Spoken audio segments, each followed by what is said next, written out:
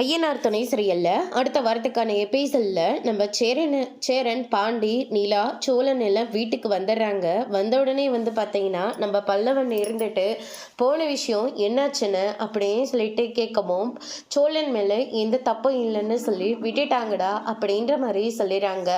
அதுக்கடுத்துதான் நம்ம சேரன் இருந்துட்டு சோழனுக்கு தண்ணி எடுத்துட்டு வந்து கொடுக்குறாங்க. டே சோழா இந்தாட தண்ணியாவது ஒன்றாவது அப்படின்னு சொல்லிட்டு சொம்ப தூக்கி எறிகிறாங்க. அதுக்கு அடுத்ததான் பார்த்தீங்கன்னா அது எப்படின்னு சோழன் அதெல்லாம் வேண்டாம் அமைதியை விடுங்க.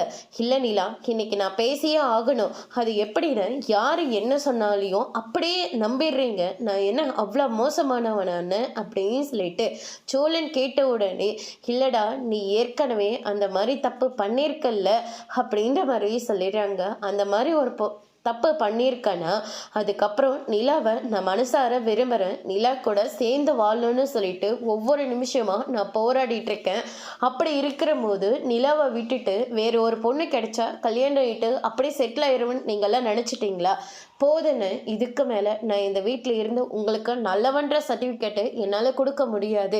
இதுக்கு மேலே இந்த வீட்டில் என்னால் ஒரு நிமிஷம் கூட இருக்க முடியாது. வா நிலா போகலாம் அப்படின்னு சொல்லிட்டு நிலாவை கூட்டிக்கிட்டு வீட்டை விட்டு வெளியே போகிறாங்க. வீட்டில் எல்லாருமே ரொம்பவே அதிர்ச்சியில் இருக்காங்க.